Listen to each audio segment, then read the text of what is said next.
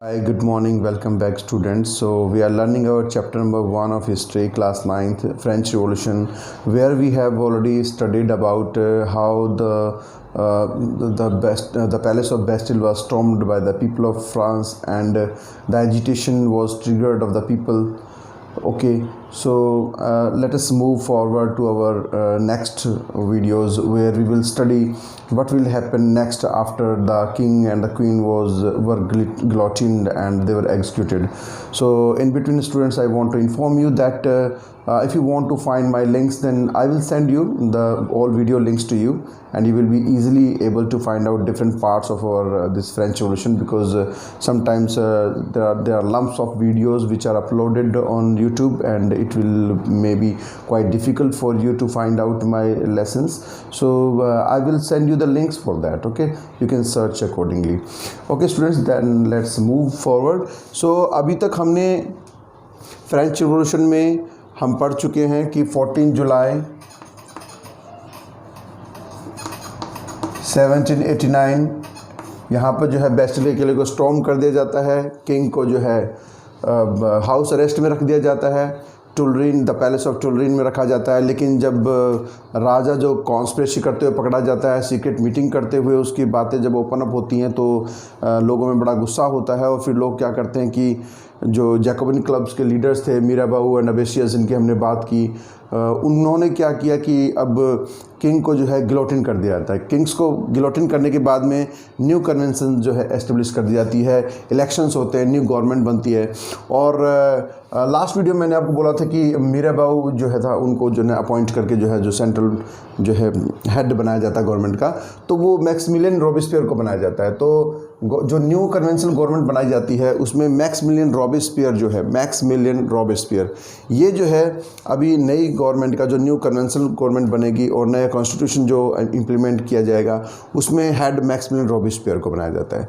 तो देखिए क्या क्या चेंजेस हुए जब न्यू कन्वेंशनल गवर्नमेंट एस्टेब्लिश हो जाती है फ्रांस के अंदर।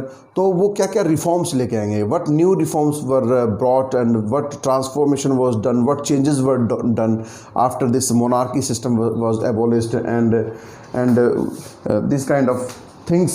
So new reforms which were carried in France were here. I have written some reforms and the changes which were brought by the new government.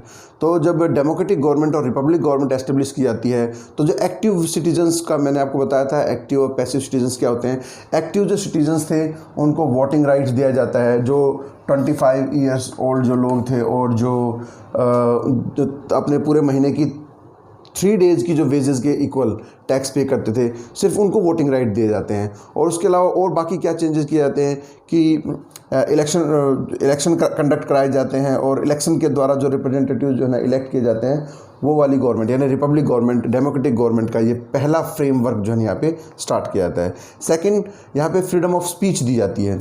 जो monarchy system में लोगों को बोलने की, अपना बुक्स लिखने की या आर्टिकल्स लिखने की या कोई भी अगेंस्ट गवर्नमेंट के अगेंस्ट कुछ भी लिखने का जो है लोगों को परमिशन नहीं थी। लेकिन अभी न्यू कन्वेंशनल गवर्नमेंट आने के बाद में जब मैक्सिमिलियन रॉबेस्पियर जो है नया हेड बनता है गवर्नमेंट का और एक नई रिपब्लिक गवर्नमेंट बन जाती है, तो फ्रीडम ऑफ स्पीच जो है लोगों को दी जाती है। अब वो बुक्स लिख सकते हैं, अब वो अपने बारे में बातें, गवर्नमेंट के बारे में बातें कर सकते हैं। इसके अलावा जो लोगों के नेचुरल राइट्स होते हैं, नेचुरल राइट्स दिए गए सभी सिटीजन्स को। नेचुरल राइट्स मीन्स अब वो कोई भी काम कर सकते हैं, किसी भी ऑक्यूपेशन में जा सकते हैं, वो चाहे तो पढ़ सकते हैं, स्कूल्स में जा सकते हैं, नए स्कूल्स ओपन किए जाएंगे। तो ये सारे चेंजेस अभी किए जा रहे हैं। नेचुरल राइट्स लोगों को दिए गए, ठीक है, इक्वल राइट्स लोगों को दिए गए। तो अब उनको अगर उनको इनजस्ट कहीं फील होता है तो इनजस्ट के लिए अब वो कहीं गवर्नमेंट से जाकर के अपील कर सकते हैं।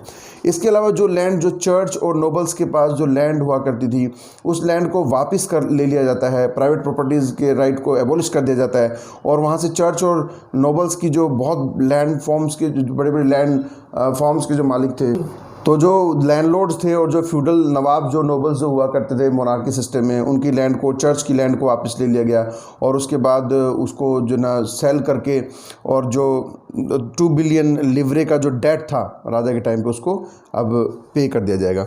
इसके बाद मोनार्की सिस्टम को तो रिमूव कर दिया गया है, सबको इक्वल राइट्स दिए गए, इक्वल बिफोर लॉ एस्टेब्लिश करने की कोशिश की गई, ठीक है। इलेक्शंस कंडक्ट कराए गए, तो जो नई गवर्नमेंट स्थापित हुई उसे न्यू कन्वेंशन गवर्नमेंट, ये सारे चेंजेस किए जा रहे हैं। These are the reforms which were carried in France after the king was guillotined. तो जो कॉन्स्टिट्यूशनल मोनार्की सिस्टम खत्म होकर के अब नई जो रिपब्लिक गवर्नमेंट बन रही है, तो ये सारे रिफॉर्म्स किए जा रहे हैं, ठीक है।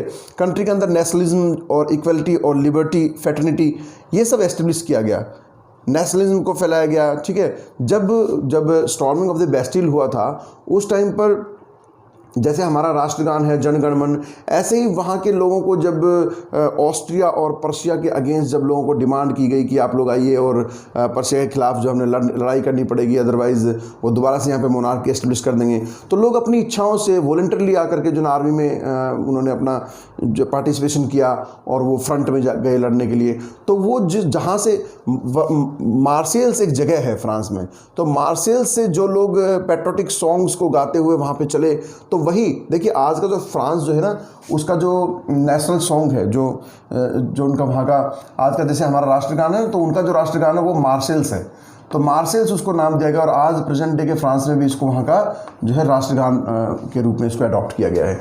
तो ये मार्सेल्स ऐसे करके लोग जो है इस तरह से हमारे ये यहाँ पे नेशनलिज्म, इक्वलिटी, लिबर्टी, फ्रेटर्निटी को एस्टेब्लिश किया गया।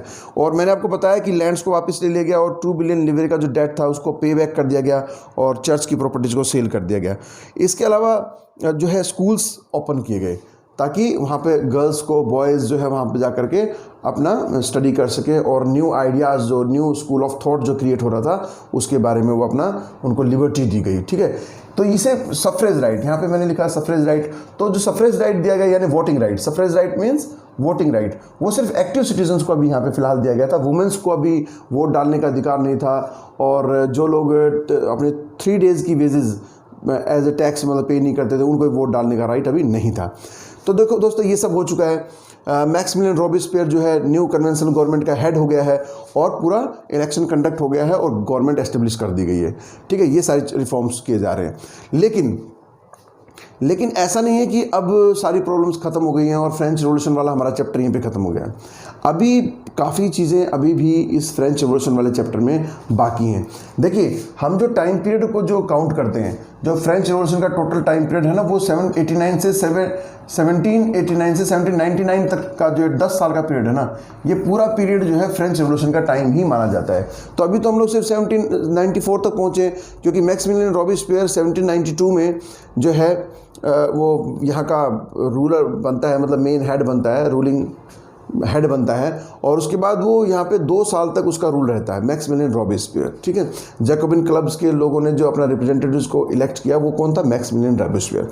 अब मैक्सिमिलियन रॉबिस्पियर का जो है 2 साल का टाइम पीरियड है, दीज 2 years रूलिंग और reign of this Maximilien Robespierre और the ruling period of this Robespierre, it is also called as reign of terror. इसको रिन ऑफ टेरर कहा गया। ऐसा क्या हुआ कि मैक्सिमिलियन रॉबिस्पियर के इस रूलिंग टाइम को रिन ऑफ टेरर के रूप में जाना जाता है, या by the name of this Rin of terror his ruling period is non for. तो मैक्सिमिलियन रॉबिस्पियर को भी 1794 में जो ना अरेस्ट कर लिया जाता है और उसको भी जो है गिलोटिन कर दिया जाता है। तो ऐसा क्या, मतलब किस तरह का ऐसा माहौल क्रिएट होता है, ऐसी क्या चीज़ें कॉन्सिक्वेंसेस होते हैं जो खुद जैकोबिन क्लब अपने ही चुने हुए मैक्सिमिलियन रॉबिस्पियर को बाद में गिलोटिन कर देते हैं, और फिर जो ये सिंगल हेड वाला जो गवर्नमेंट स्ट्रक्चर इसको हटा करके एक डायरेक्टरी रूल्स एस्टेब्लिश होता है फ्रांस में। यानी पहले एक व्यक्ति हेड होता था ना, मैक्सिमिलियन रॉबिस्पियर को हेड बनाया गया था। अब फ्रांस की जनता डिसाइड करती है कि एक व्यक्ति को हेड नहीं बनाएंगे, अब जो है 5 लोगों की एक डायरेक्टरी होगी, 5 डायरेक्टर होंगे, 5 लोगों को चुना जाएगा और वो 5 लोग मिल करके जो है गवर्नमेंट को चलाएंगे। तो ऐसा क्या हुआ कि मैक्सिमिलियन रॉबिस्पियर को गिलोटिन कर दिया गया और डायरेक्टरी रूल स्टेब्लिश किया गया? तो देखिए, ये जो मैक्सिमिलियन रॉबिस्पियर का टाइम है, इसको हम कहते हैं रिन ऑफ टेरर। अब कई बार क्वेश्चन ये बनता है कि what was Reign of Terror? तो ruling period of Maximilien Robespierre और the Rin of Maximilien Robespierre is considered sometime as the Rin of Terror, and why? Question ये है कि क्यों इसको रिन ऑफ टेरर कहा जाता है।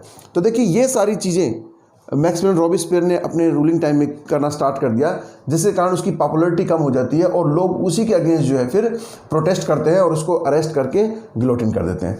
एक तो इसने क्या किया कि जितने भी रिपब्लिक गवर्नमेंट के अलावा जो चर्च के लोग थे या जो नोबल लोग थे, बहुत सारे ऐसे फर्स्ट स्टेट और सेकंड स्टेट के ऐसे लोग भी थे जो बहुत ज़्यादा एब्सोल्यूटिक नहीं थे और जो इन लोगों को सपोर्ट करते थे। जैसे मैंने बताया मिराबाउ, ओबेसियस, ये फर्स्ट और सेकंड स्टेट से आने वाले लोग थे जो सोशल रिफॉर्मर थे। They helped lots to the poor people of France to uplift for the upliftment and enlightenment.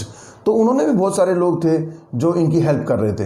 लेकिन मैक्सिमिलियन रॉबिस्पियर ने क्या किया, रिपब्लिक के अगेंस्ट जो भी लोग बात कर रहे थे, जो भी जैकोबिन क्लब्स के अलावा जो भी उनको लगता था कि ये हमारे एनिमीज़ हैं, गवर्नमेंट के अगेंस्ट कॉन्स्पिरेसी कर सकते हैं या उसकी चेयर को कुछ हार्म पहुंचा सकते हैं, वो उन सबको क्या करता था, अरेस्ट करके जेल में डाल देता था और थोड़ा सा भी किसी पे शक होता था उसको गिलोटिन कर देता था, यानी उसको वही जो मशीन थी उस पर उसको मरवा देता था।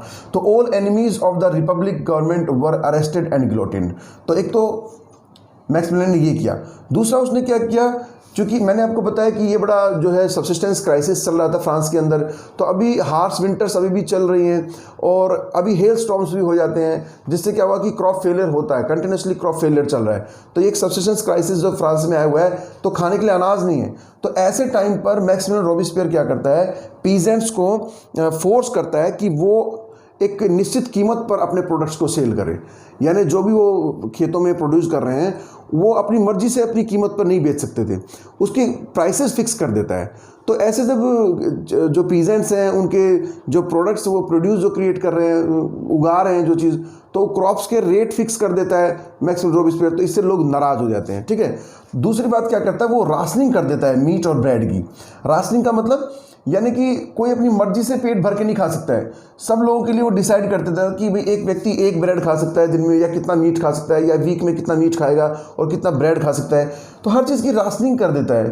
तो ये तो पॉसिबल नहीं है ना कि भाई हम लोगों को भूख के अकॉर्डिंग, उनकी हंगर के अकॉर्डिंग खाना ना दे और हम फिक्स कर दें कि आपको 2 ब्रेड से ज़्यादा नहीं मिलेगी, एक फैमिली को 2 ब्रेड मिलेगी, थोड़ा सा मीट मिलेगा। ऐसा करके उसने क्या किया, क्योंकि ग्रेन्स की शॉर्टेज हो गई थी और जो है ना बड़ा क्राइसिस चल रहा था फ्रांस में, तो मैक्सिमिलियन रॉबिस्पियर ने राशनिंग करना शुरू कर दिया खाने की चीज़ों का। तो इससे भी लोग नाराज़ हो जाते हैं। इसके अलावा उसने, मैंने बताया, पीजेंट्स को उसने फोर्स किया। उसने 2 चीज़ों के लिए फोर्स किया। एक तो लो रेट्स फिक्स कर दिए कि आप इससे ज़्यादा अपनी चीज़ों को नहीं बेच सकते। दूसरा उसने क्या फोर्स किया, देखिए 2 किस्म के ग्रेन्स होते हैं, एक अच्छी क्वालिटी के और एक थोड़ा सा इन्फीरियर क्वालिटी के। तो जो अच्छी क्वालिटी का जो आटा होता था, यानी कि जो वाइट फ्लोर बोला जाता है वहाँ पे, तो वाइट फ्लोर को पुअर पीजेंट्स जो वो नहीं कंज्यूम कर सकते। उसने फोर्स किया पीजेंट्स को कि जो भी अच्छी क्वालिटी का अनाज है उसको आप शहरों में भेजिए, और जितना भी प्रोड्यूस है उसको पहले आप शहरों में भेजेंगे और उसके बाद शहर में गवर्नमेंट डिसाइड करेगी कि इसमें से कौन सी जो प्रोडक्ट है वो गरीबों को मिलेगा, कौन सा जो है वो गवर्नमेंट को मिलेगा और कौन सा जो है वो शहरों में डिस्ट्रीब्यूशन होगा, और कितना % होगा उसका राशनिंग की जाएगी। तो इस तरह से एक फिक्स प्राइस पे उनको अपना सामान बेचने के लिए एक तो मजबूर किया गया, फोर्स किया गया। And apart from this, about this, the peasants were forced to sell their products on fixed price as well as to send, first of all to send their produce to the cities. तो पहले cities में भेजो, उसके बाद पहले शहरों का खर्चा चलाया जाएगा, उनकी जो है ना कंजम्पशन को कंप्लीट किया जाएगा, डिमांड्स को पूरा किया जाएगा, उसके बाद जो है ना फ्रांस के बाकी गाँव में जो है अनाज की राशनिंग की जाएगी। तो इससे भी लोग नाराज़ हो गए। तो इस तरह की, और वाइट जो फ्लोर है आप उसको उगा तो सकते हो, वाइट फ्लोर को आप उगा सकते हो, खेतों में उसकी जो है फसल आप ग्रो कर सकते हो, लेकिन वो आप कंज्यूम नहीं कर सकते हो। वो अमीर बड़े लोग, एरिस्टोक्रेट लोग, जो गवर्नमेंट के जो लोग हैं या जो ऑफिशियल्स हैं, वो लोगों को पहले वो वाइट फ्लोर खाने के लिए दिया जाएगा, और इन्फीरियर क्वालिटी का जो बाकी जो बच गए ग्रेन्स वो फिर गरीब जनता को दिए जाएंगे। तो एक तरफ तो वो लोग बातें कर रहे हैं इक्वलिटी की, एक तरफ वो लोग बातें कर रहे हैं लोगों में नेचुरल राइट्स की बात कर रहे हैं मैक्सिमिलियन रॉबिस्पियर, दूसरी तरफ इस तरह के वो रूल्स जो है ना बनाता जा रहा है, नए नए कानून बना रहा है, नई नई पॉलिसीज़ बना रहा है। तो इस तरह की पॉलिसीज़, इसके अलावा एक और इम्पोर्टेंट चीज़ थी, वो ये था कि जो पर्सिया और ऑस्ट्रिया के खिलाफ जो मैक्सिमिलियन रॉबिस्पियर ने जो आर्मी भेजी थी, ऑस्ट्रिया और पर्शिया के खिलाफ जो आर्मी भेजी थी, लोग बहुत डिमांड कर रहे थे कि बहुत सारे लोग मारे जा रहे हैं और कोई भी उसका फाइनल रिजल्ट नहीं निकल रहा है, तो लोग इस लड़ाई को बंद करने के लिए डिमांड कर रहे हैं। लेकिन मैक्सिमिलियन रॉबिस्पियर उस वॉर को बंद नहीं करता है और वो कंटिन्यूसली जो है पर्शिया और आसपास के नेबरिंग जो मोनार्की सिस्टम है उनके अगेंस्ट अपनी आर्मी भेजता रहता है, जिससे बहुत सारे लोग मर रहे हैं, बहुत सारा पैसा खर्च हो रहा है। Again the same situation is created.